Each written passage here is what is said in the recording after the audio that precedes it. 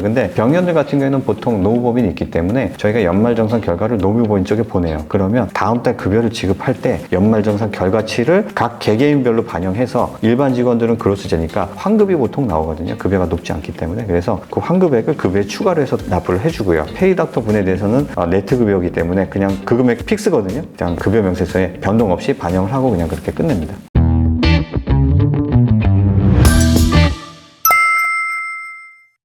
안녕하세요.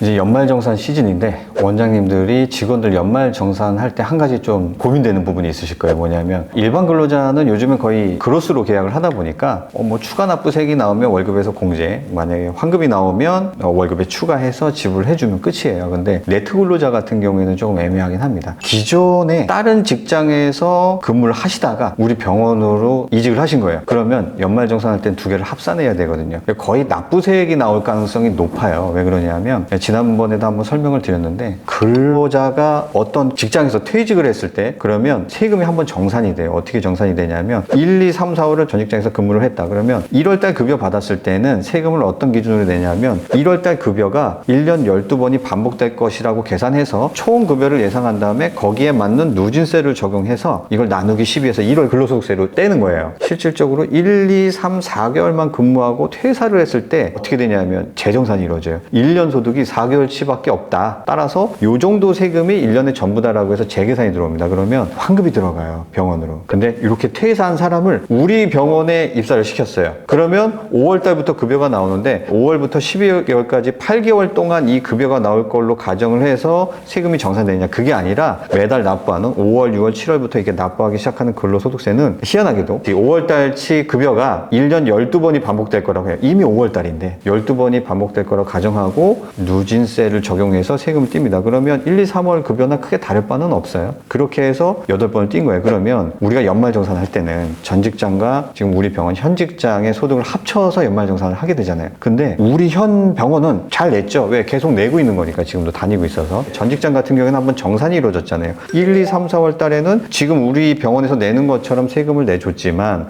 4월 달에 퇴사하면서 한번 정산이 될 거니까 소득세를 거의 별로 낸 적이 없는 사람이 된 거예요. 그래서 급여는 매월 급여는 거의 비슷한데 소득세는 거의 없는 소득이 합쳐지다 보니까 결국에는 누진세로 다시 재차 세금이 납부가 되겠죠. 그리고 기납부세액은 공제가 되겠죠. 근데 이게 원장님들이 요번에 연말정산할 때 어디로 나오냐? 고지서는 우리 병원으로 나오는 거예요. 전 직장을 합산했어도. 그러면 세무사 사무실에서는 뭘 해주냐면 안분정산이라는 걸 해줘요. 우리는 우리 병원에서는 세금 꼬박꼬박 다 냈고 그냥 우리 병원 것만 신경 쓰면 되는 거 아니야? 그게 아니라 연말정산이라는 건 1년치를 통합해서 해야 되거든요. 원칙적으로는. 그러면 합산해서 신고했을 때는 결국에는 전 직장 때문에 나오는 세금이 여기 껴있을 거잖아요. 그래서 이 세금을 500만 원을 더 내야 된다라고 했을 때 전 직장 때문에 추가로 나온 세금 400만 원, 우리 병원 때문에 나온 세금 100만 원 이렇게 안분 정산 내역서를 우리 페이닥터 분한테 주면 페이닥터 분이 이거를 전 직장에다 제출을 하게 되겠죠. 그래서 금액을 받아서 납부를 하게 되는 이런 구조입니다. 기존의 그로스랑 어떻게 다르냐? 그로스제 같은 경우에 예를 들어서 대학병원이다, 공중보건이다, 군의관이다 해서 이런 데는 전부 다 그로스제지 않습니까? 그러면 퇴사를 했을 때는 어떻게 되냐면 퇴사했을 때 그 달치까지 재정산이 돼서 세금이 환급이 들어간다고 그랬잖아요.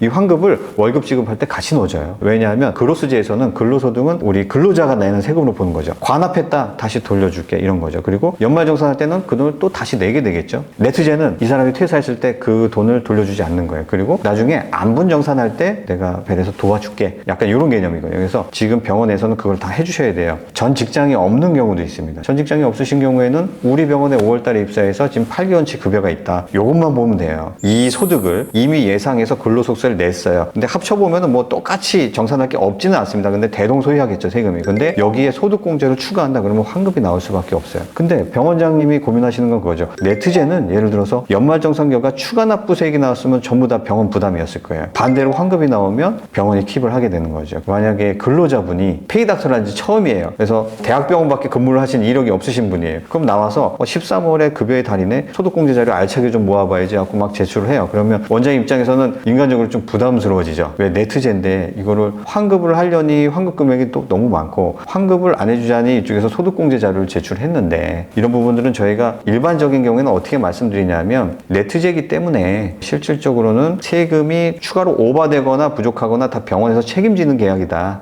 일반적으로 그렇잖아요. 그래서 이게 만약에 소득공제를 페이닥터 원장님이 제출을 많이 하셔서 그러니까 환급이 더 많아졌다라고 하면 아무런 소득 소득공제 제출하지 않았을 때와 추가로 소득공제 제출해서 환급액이 추가로 늘어난 부분이 있다면 그 차이를 봐서 추가로 늘어난 부분에 대해서 정산을 해주시는 게 어떠냐. 보통 이렇게 중재로 저희가 해드리거든요. 그래도 약간의 불만이 있을 수는 있겠죠. 그건 저희가 이제 중간에서 협의를 해드리는데 일반적인 경우에는 그렇습니다. 그러면 이렇게 연말 정산 결과 만약에 환급이 나왔다 또는 납부가 나왔다, 추가세액이 나왔다. 그럼 어떻게 정산을 하냐 하면 국세청 같은 경우에는 추가 납부세액이 나온 경우에는 고지서에 의해서 그냥 납부를 하면 끝나요. 아, 이 플러스 마이너스 다 해도 환급이네. 이 병원에는 환급이 500만 원이 있습니다라고 하면 향후에 이번 달에 그 500을 통장에 넣어주는 게 아니고요. 국세청은 향후에 근로소득세, 즉 원천세 납부할 금액이 있으면 거기서 이 500만 원을 차감해주는 방식으로 지급을 합니다. 그러면 돈을 직접 이체한 것과 진배가 없는 거죠. 그래서 이런 방식으로 가는데 실질적으로 우리 페이닥터 분한테는 환급, 일반 근로자한테는 납부가 나왔다. 보통은 반대겠죠. 일반 근로자한테는 환급, 페이닥터 분한테는 납부가 나왔다 하면 이게 개별적으로 고지서나 환급이 이루어지는 게 아니라 그냥 한 장으로 납부가 되거나 아니면 환급이 한꺼번에 돼요. 그런 정산 내역서, 명세서 같은 거를 세무사 사무실에 요청하셔서 어떤 직원한테 얼마의 급여를 지급할지 전부 다 개별 급여 명세서에 반영을 해드려야 됩니다. 근데 병원들 같은 경우에는 보통 노무법인이 있기 때문에 저희가 연말정산 결과를 노무법인 쪽에 보내요. 그러면 다음 달 급여를 지급할 때 연말정산 결과치를 각 개개인별로 반영해서 일반 직원들은 그로스제니까 환급이 보통 나오거든요. 급여가 높지 않기 때문에. 그래서 그 환급액을 급여에 추가로 해서 납부를 해주고요. 페이닥터 분에 대해서는